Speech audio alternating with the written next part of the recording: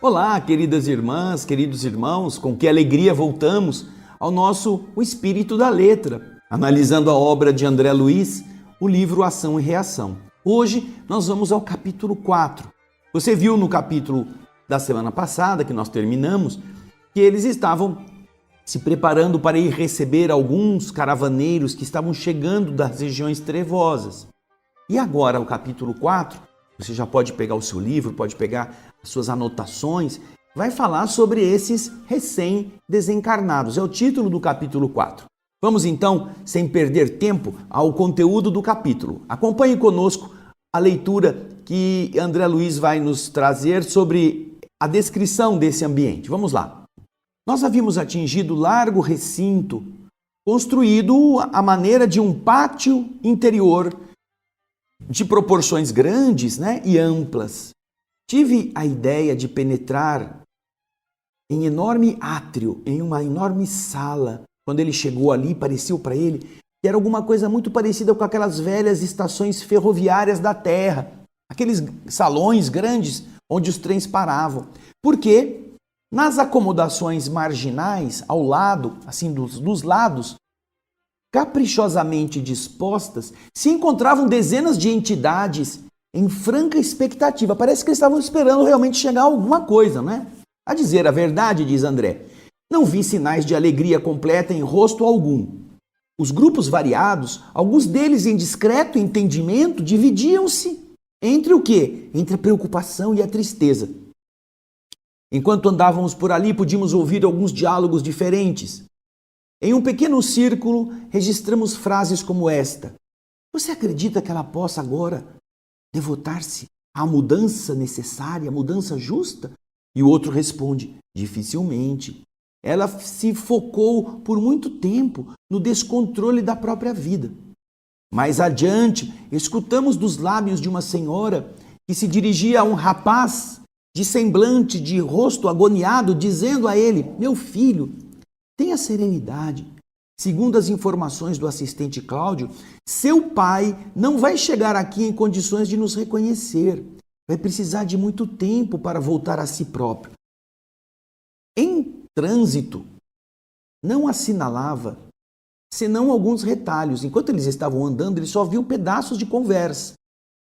A certa altura, na praça, em movimentação, Druso, generoso, nos entregou aos cuidados de Silas, mencionando que tinha obrigações urgentes que estavam tomando a sua atenção e que ele precisaria atender. Nós nos encontraríamos no dia seguinte, disse o instrutor. A promessa gentil me fez pensar a respeito do tempo.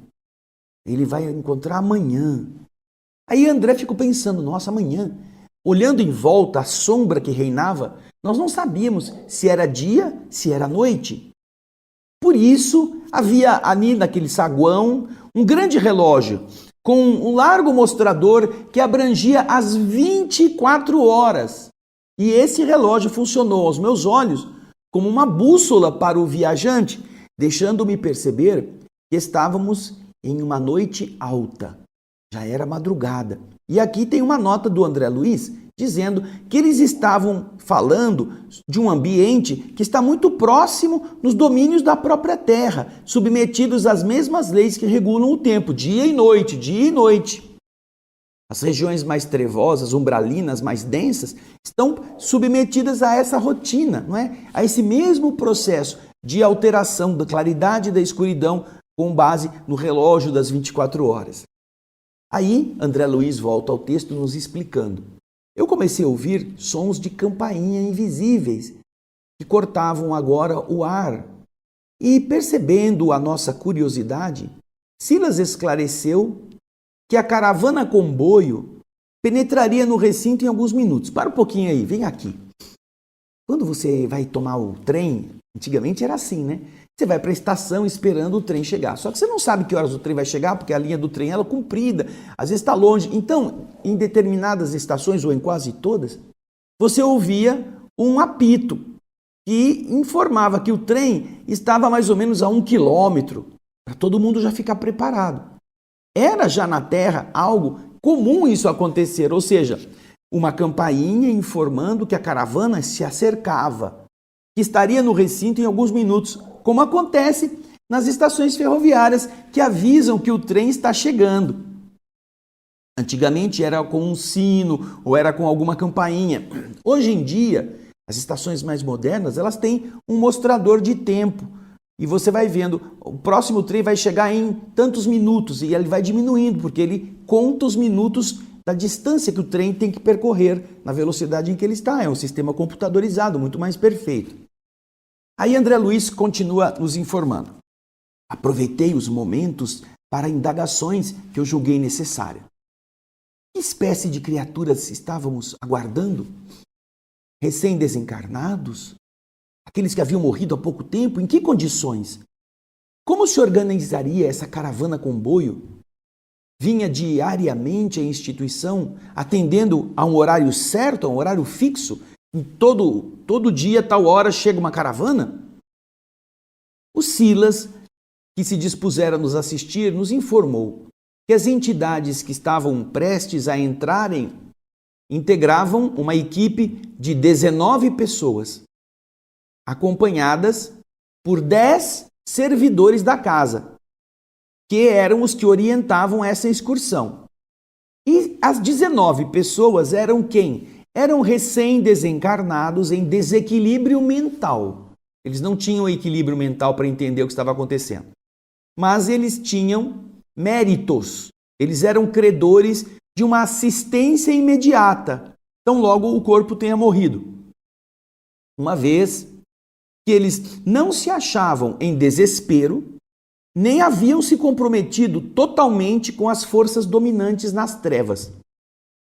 E ainda nos indicou que a caravana era constituída de trabalhadores especializados, sob a chefia de um atendente, e que viajavam com simplicidade, sem carros retumbantes, sem transportes assim muito grandes, apenas conduziam o material indispensável à locomoção no pesado ambiente das sombras e eram ajudados por alguns cães inteligentes e prestimosos. Aqui já temos uma referência interessante que vimos já lá no livro Nosso Lar, não é? Animais que também estão nessas regiões trevosas a ajudarem os que estão trabalhando, e no caso, na segurança ou no transporte. Já vimos menções a animais de carga pesados, cargas que precisam ser arrastadas e animais que estão fazendo este papel, ajudando os seus condutores. Veja que interessante. Aqui também, cães inteligentes e prestimosos acompanhavam a caravana. E continua Silas explicando que aquela mansão Paz contava com 2 grupos dessa natureza. Todos os dias, um desses grupos saía e voltava, trazendo nesse piedoso mistério, nessa piedosa tarefa socorrista, aqueles que eles encontrassem. Porém, disse Silas, eles não têm um horário certo para chegarem, uma vez que a peregrinação pelos domínios da treva obedece comumente a fatores circunstanciais. Pode haver uma tempestade, pode haver um problema mais grave que não deixa que eles cumpram os horários pré-estabelecidos. Eles sabem que vão chegar no dia, mas ainda não tem uma definição de quanto tempo vão levar. Bom, mal havia terminado o interlocutor de falar e a expedição entrava no enorme salão, no enorme átrio. Os trabalhadores responsáveis estavam aparentemente calmos. Alguns demonstravam, entretanto, no olhar, uma preocupação mais profunda. Os recolhidos, no entanto, aqueles que foram trazidos, os 19, com exceção de 5, que estavam na maca, desmemoriados e dormentes, os outros revelavam perturbações manifestas. Em alguns, pareciam como uma loucura desagradável, se bem que uma loucura pacífica. Enquanto os enfermeiros se esforçavam em ajudá-los, carinhosos e atentos, e os cães se deitavam exaustos, extenuados, aqueles seres recém-chegados falavam e reclamavam demonstrando absoluta ausência da lucidez da mente sobre aquilo que estava acontecendo com eles mesmos e provocando, por isso, piedade e constrangimento nos que estavam à sua volta. Silas, então, nos convidou a que nós nos movimentássemos. Efetivamente, diz André, cabia a todos nós fazer algo na ajuda, na cooperação com estes que estão chegando. O chefe da caravana aproximou-se de nós e o assistente Silas o apresentou num gesto amigo. Era o atendente Macedo, valoroso condutor das tarefas socorristas. Afeiçoados e parentes dos recém-chegados também cercavam esses recém-chegados agora com expressões de alegria e de sofrimento. Algumas senhoras, que eu havia visto antes em uma ansiosa expectativa, agora derramavam lágrimas discretas. Notei que as criaturas recém-desligadas do corpo de carne, perturbadas como se achavam, carregavam com elas todos os sinais das doenças que haviam imposto ao seu corpo a morte física. Morreu de problema pulmonar, então vinha com falta de ar. Morreu de uma ferida na perna, então vinha com a ferida na perna. Morreu de um infarto fulminante, vinha com dor no peito, aquela expressão dolorosa. Todos estavam ali carregando as marcas das doenças que a eles havia imposto o perecimento físico. Se eu fizesse, diz André, um ligeiro exame clínico, poderia, sem dúvida, ler e fazer um diagnóstico de cada um deles. Uma simpática senhora aproximara-se de uma jovem, ou seja, uma pessoa mais idosa, um espírito, se aproximou de uma jovem senhora, que vinha amparada pela ternura de uma das enfermeiras da instituição. E a senhora mais velha, abraçando a moça, chorava sem palavras. A moça que acabara de desencarnar recebia dessa senhora mais idosa os carinhos, rogando comoventemente: não me deixe morrer, não me deixem morrer. Mostrando-se presa na lembrança dos momentos finais do corpo físico, de olhos torturados e lacrimosos, essa jovem senhora endereçou-se a Silas, exclamando como se fosse um sacerdote: Padre, Padre, venha até aqui e deixa cair sobre mim a bênção da extrema unção. Contudo, afasta da minha alma a foice da morte. E ela continua: tentei apagar minha falta, fazendo caridade para com os desprotegidos da sorte. Mas a ingratidão, praticada com a minha mãe, fala muito alto em minha consciência infeliz. Por que o orgulho me cegou assim tanto, a ponto de condenar a minha mãe à miséria? Por que não possuía eu, há 20 anos atrás, a compreensão que tenho agora? Pobrezinha, padre, lembra-se dela? Era uma atriz humilde que me criou com imensa doçura, concentrou em mim a existência. Do palco festivo, desceu ao rude trabalho doméstico para conseguir o nosso pão. Tinha a sociedade inteira contra ela, e meu pai, sem ânimo de lutar pela felicidade de todas nós, abandonou-a e deixando arrastar-se na extrema pobreza, acovardado e infiel aos compromissos que ele havia livremente assumido. Olha a tragédia, hein? Olha a consciência recordando. Olha a doença que carrega a culpa. André Luiz continua: a infeliz criatura parou um pouquinho, fez um pequeno intervalo, misturando as próprias lágrimas com as lágrimas da nobre matrona que a aconchegava de encontro ao peito. E de mente ainda aprisionada a essa confissão que fizera no momento da morte, os últimos instantes da sua vida, continuou como se tivesse o sacerdote ali do seu lado. Padre, perdoe-me em nome de Jesus. Entretanto, quando me vi jovem e senhora do excessivo, do vultoso dote que meu pai me conferira, eu me envergonhei do anjo da minha mãe, o anjo maternal, que sobre os meus dias havia estendido as brancas asas. E então, unindo-me ao homem vaidoso que eu desposei, expulsei minha mãe de nossa casa. Oh, ainda sinto o frio daquela terrível noite de adeus. Atirei-lhe no rosto frases cruéis. Para justificar minha vileza de coração, minha baixeza de afeto, eu a caluniei sem piedade. Desejando me colocar acima no conceito do homem que eu havia desposado, menti, dizendo que ela não era minha mãe. Disse que ela era uma ladra comum que me havia roubado ao nascer. Lembro-me do olhar de dor e compaixão que me lançou ao despedir-se. Não se queixou, nem reagiu. Apenas contemplou-me tristemente, com os olhos inchados de chorar.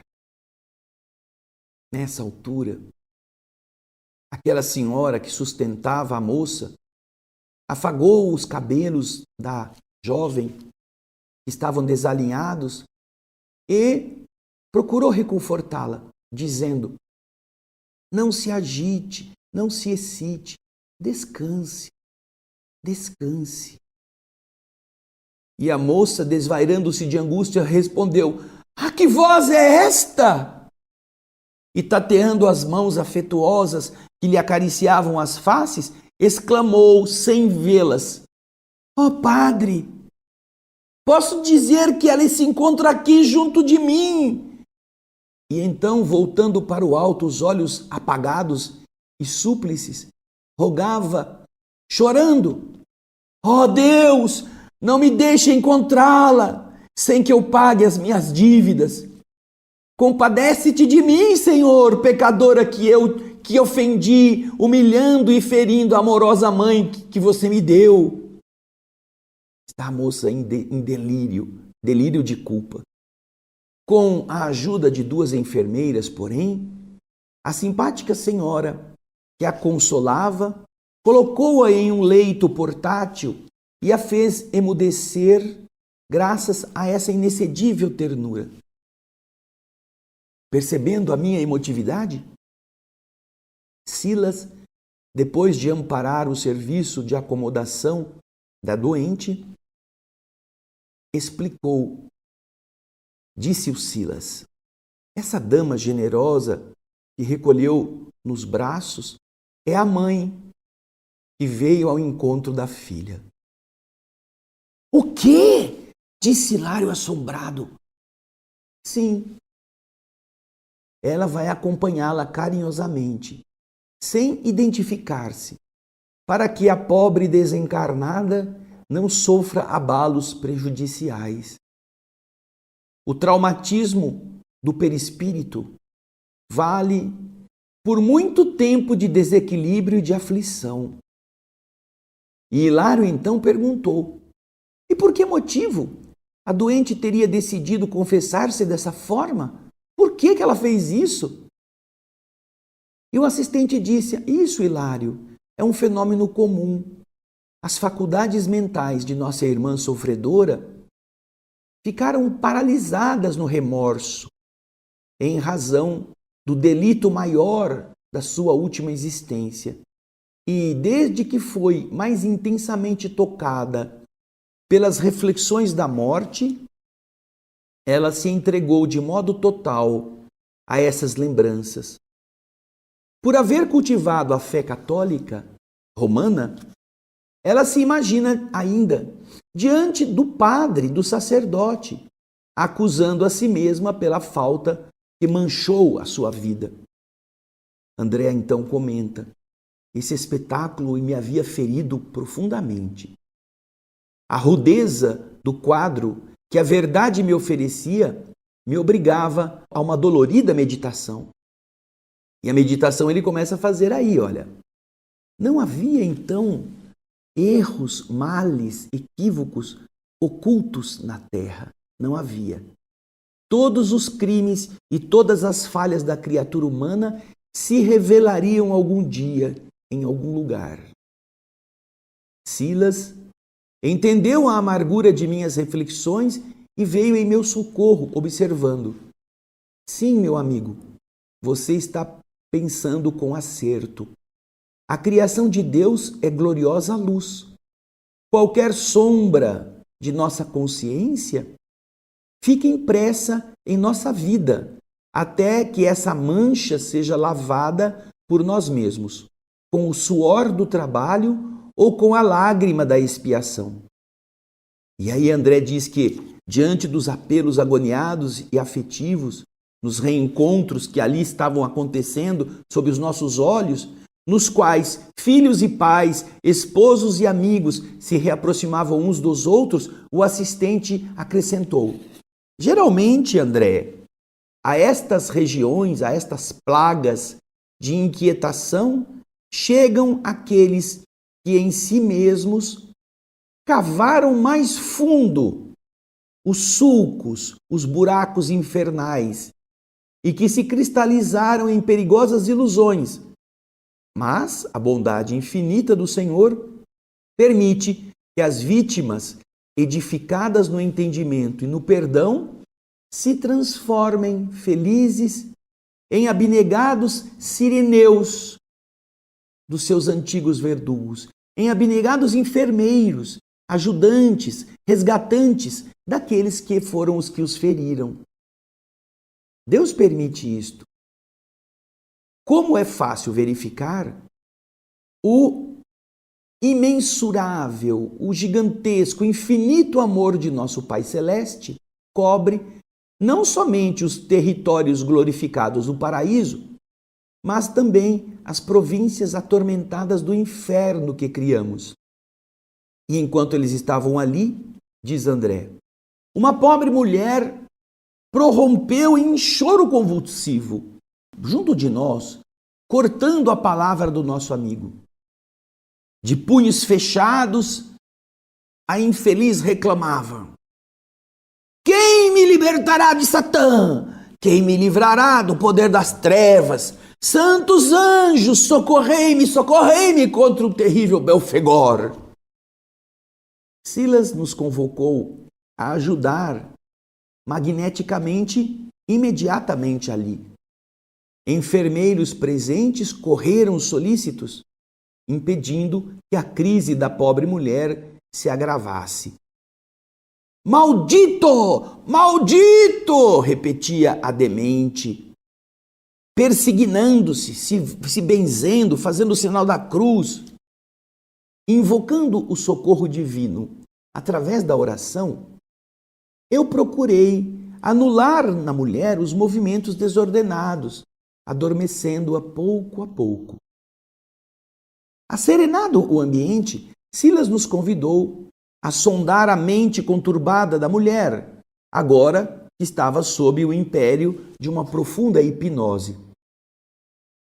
Então, diz André, procurei aprofundar-me na desarmonia em um rápido processo de análise mental e verifiquei espantado que a pobre amiga era portadora de pensamentos horripilantes. Como que, enraizados no seu cérebro, eu via escapar do campo íntimo a figura animalesca de um homem agigantado, de longa cauda, com a fisionomia de uma cabra, um caprino degenerado, exibindo pés em forma de garras e ostentando 2 chifres, sentado numa cadeira tosca, como se vivesse em perfeita simbiose com a infortunada criatura, em uma mútua magnetização. Isso foi o que André Luiz viu dentro da mente da mulher. Diante da minha pergunta silenciosa, o assistente informou: Isso aí, André, é um clichê mental. É um carimbo que ela criou na mente dela, que é criado e que é nutrido por ela mesma. As ideias macabras da magia indigna, aviltante, quais sejam as da bruxaria e do demonismo, que as igrejas denominadas cristãs propagam, com a desculpa de combatê-los, mantendo crendices e superstições ao preço de conjurações e exorcismos, este comportamento gera imagens como esta, que se difundem nos cérebros fracos e desprevenidos, estabelecendo epidemias de pavor alucinatório. As inteligências desencarnadas, entregues à perversão, se valem desses quadros mal contornados que a literatura fetichista ou a pregação invigilante distribui na Terra, espalhando-a por todos os lados. E então imprimem-lhes temporária vitalidade, do mesmo modo que um artista do lápis se aproveita dos rascunhos de uma criança, tomando esses rascunhos como base de desenhos mais seguros com que passa a impressionar o ânimo infantil. Veja só que coisa interessante.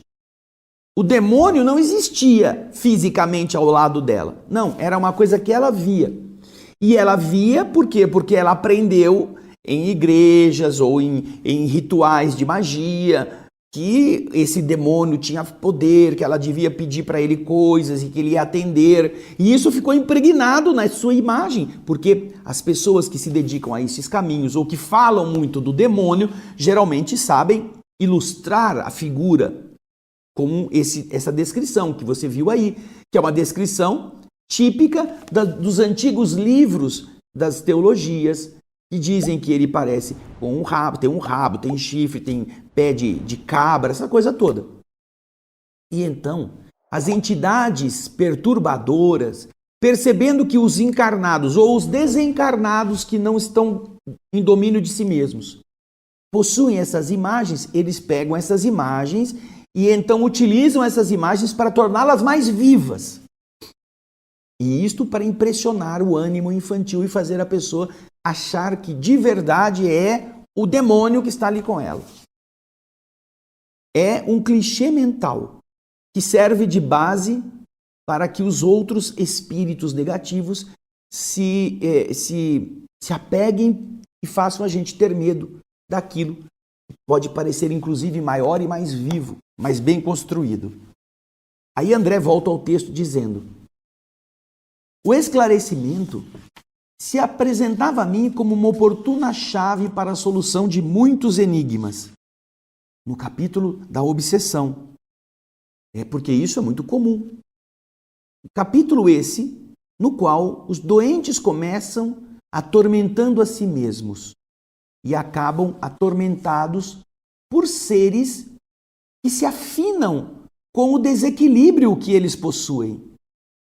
Hilário, que observava atentamente o duelo íntimo entre a doente prostrada e a forma pensamento que vinha se sobrepor à sua cabeça, que aparecia fora dela, em cima da cabeça dela, falou comovido.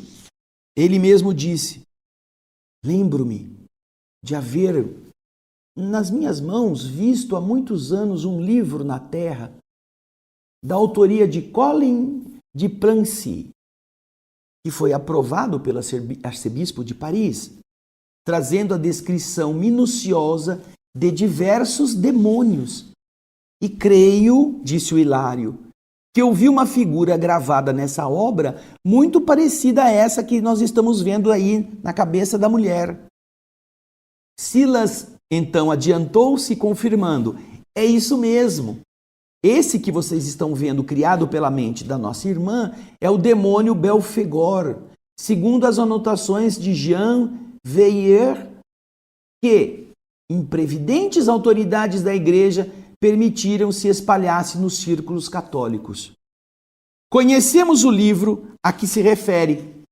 Tem criado empecilhos tremendos a milhares de criaturas que, de maneira inadvertida, acolhem tais símbolos de Satanás, oferecendo-os a espíritos bestializados que os aproveitam para formar terríveis processos de fascinação e de possessão. André, então, está dizendo agora, olha, eu ficava pensando quanto aos problemas dos moldes mentais na vida de cada um de nós. Quando a gente fica pensando naquelas coisas fixas que servem de modelo para os nossos obsessores atuarem. Quando então o assistente, surpreendendo a minha pergunta, disse bem-humorado: aqui, André, é fácil reconhecer que cada coração edifica o inferno em que se aprisiona de acordo com as próprias obras. Assim temos conosco os diabos que desejamos, segundo o figurino escolhido ou modelado por nós mesmos. Foi o comentário do assistente Silas. Porém, o serviço assistencial que eles estavam ali exigia mais cautelosa atenção. E por isso, removemos a doente para o aposento limpo e bem posto que a esperava. Decorridos alguns minutos, voltamos ao pátio, então já descongestionado e silencioso. Algumas sentinelas, alguns guardas da noite velavam incansáveis e atentos. Os tormentos entrevistos forçavam-me a pensar. Eu já havia estudado muito sobre o pensamento e de fixação mental. Todavia, a angústia daquelas almas recém-desencarnadas me infundia compaixão e quase terror. Então eu confiei ao amigo que nos acompanhava bondoso a indefinível tortura de que me vi objeto, e o assistente esclareceu com sabedoria. André, em verdade, estamos ainda longe de conhecer todo o poder criador e aglutinante que o nosso pensamento puro possui. No pensamento estão ali enraizados todos estes. E em razão disso, tudo nós devemos fazer por libertar os entes humanos de todas as expressões perturbadoras da vida íntima.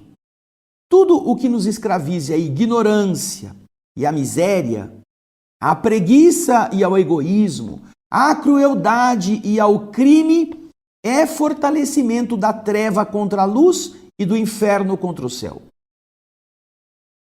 E talvez porque ele desejasse ardentemente, ou eu desejasse ardentemente, mas alguma anotação em torno desse assunto transcendente, Silas acrescentou: recorda-se de haver lido alguma memória alusiva às primeiras experiências de Marconi nos princípios do telégrafo sem fio? Algum assunto, alguma reportagem?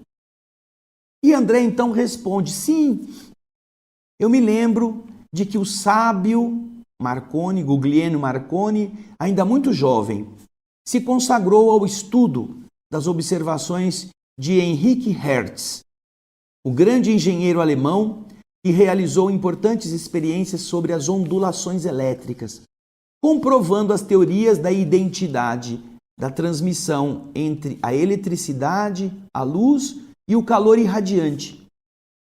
E eu sei que, certa feita, tomando o oscilador e combinando com a antena de Popov e com o receptor de Branly, no jardim da casa do seu pai, ele conseguiu transmitir sem fio os sinais do alfabeto Morse. Foi a experiência de Marconi. Mas, pergunta André, o que é que isso tem a ver com o pensamento? O assistente sorriu e disse: a referência é significativa para as nossas considerações. Além dela, voltemos à televisão, uma das maravilhas da atualidade terrestre, e disse: eu me reporto ao assunto para lembrar que na radiofonia e na televisão, os elétrons que carregam as modulações da palavra e os elementos da imagem se deslocam no espaço com velocidade igual à da luz, ou seja, a 300 mil quilômetros por segundo. Ora, num só local podem funcionar um posto de emissão e outro de recepção, compreendendo-se que num segundo as palavras e as imagens podem ser irradiadas, enviadas, não é? E captadas e recebidas ao mesmo tempo, depois de atravessarem imensos domínios do espaço em fração infinitesimal de tempo. Imaginemos agora o pensamento, força viva e atuante, cuja velocidade supera a da luz. Olha aqui uma informação, aqui uma revelação. A velocidade do pensamento é supraluminal, é supraluminosa, ela vai além da velocidade da luz. Já é uma indicação científica a respeito da velocidade do pensamento. Emitido por nós, diz André, na descrição do que Silas está explicando, ele volta inevitavelmente a nós mesmos, obrigando-nos a viver de maneira espontânea em sua onda de formas criadoras, que naturalmente vão se fixando em nosso espírito, quando alimentadas pelo combustível do nosso desejo ou de nossa atenção. Daí a necessidade imperiosa de nos situarmos nos ideais mais nobres e nos propósitos mais puros da vida, porque energias atraem energias da mesma natureza. E quando estacionários na viciação, ou na treva, ou na sombra, as forças mentais que nós exteriorizamos retornam ao nosso espírito, reanimadas, intensificadas pelos elementos que se harmonizaram com elas, engrossando dessa forma as grades da prisão em que nós nos detemos de maneira irrefletida, a converterem a nossa alma num mundo fechado, em que as vozes e os quadros de nossos próprios pensamentos, adicionados pelas sugestões daqueles que se afinizam ao nosso modo de ser, nos impõem repetidas alucinações, anulando-nos de modo temporário os nossos sentidos sutis. E depois de uma ligeira pausa, o assistente Silas concluiu: é por esse motivo que, efetuada a supressão do corpo físico no fenômeno comum da morte, a criatura desencarnada, movimentando-se num veículo mais plástico e mais influenciável, pode permanecer longo tempo sob o cativeiro de suas criações menos construtivas, detendo-se em largas faixas de sofrimento e de ilusão, com aqueles que lhe vivem os mesmos enganos e pesadelos. Se tornam sócios. A explicação não podia ser mais clara. Eu e Hilário nos calamos, dominados por igual sentimento de respeito e reflexão. Silas nos percebeu a atitude interior e generosamente convidou-nos ao descanso, em que por algumas horas conseguiríamos repousar e pensar. Repousar e pensar. Puxa vida! Tão claro foi, não é? O que aconteceu com cada um. E tão clara foi a explicação do Silas sobre como que o nosso pensamento, em velocidade supraluminal, acima da velocidade da luz, sai e volta, sai e volta. Se nós somos negativos, vamos ser contaminados por nós mesmos. Só que quando sai, ele sinaliza para as entidades que também têm as mesmas intenções, os mesmos padrões vibratórios, que nós somos daquele jeito. Então eles também somam suas vibrações negativas e nós recebemos de volta aquilo que enviamos piorado. E às vezes com as companhias junto. E quando o nosso corpo morre, nós ficamos aí reféns apenas do nosso espírito, do nosso perispírito, que é muito mais plástico, muito mais modelável e pode sentir com muito mais intensidade o peso dessas influências. Você viu que eles falaram que o indivíduo começa obsedando a si mesmo, com ideias fixas, com manias, e termina obsedado por entidades muito piores. Porque é isso. Você começa com as manias que são suas, que você não para pensar, envia esse sinal, envia essa ideia, envia esse anúncio e vai acontecer de trazer muitos outros. Não, é isso mesmo, vamos ajudar, a gente também gosta da mesma coisa. E por fim você acaba ainda mais fanático, ainda mais maníaco, até o ponto da alucinação. Howard Hughes não podia lavar a mão, ele tinha medo de bactéria. Vivia lavando a mão, desesperado, andava com luva, todo mundo tinha que usar luva, ficou, lelé da cuca. Mas não por causa dele só, por causa de todas essas pressões que diariamente chegam aos que estão desavisados. Puxa vida, vale a pena você voltar a ler e pensar sobre isso, né? Mania nós temos todos, mas não é só uma mania, é quando você fica fixado nisso. Aí o pensamento vai e volta sempre, mantendo você nesse círculo aprisionado. Na próxima semana nós vamos para o capítulo 5, Almas Enfermiças. Já vai lendo. Eu acho que nós vamos aprender muita coisa a respeito de nós mesmos neste capítulo. E eu agradeço muito o seu carinho, sua participação, a sua solidariedade em fazer outras pessoas conhecerem o espírito da letra, porque isso vai libertar a mente de muitas pessoas para que elas não sejam vítimas de si mesmas, tá bom? Eu espero você no nosso próximo programa. Muito obrigado pelos e-mails, obrigado pelo carinho, pelo compartilhamento que você faz. E então nos encontraremos no próximo capítulo 5, Almas Enfermiças. Até lá, muita paz.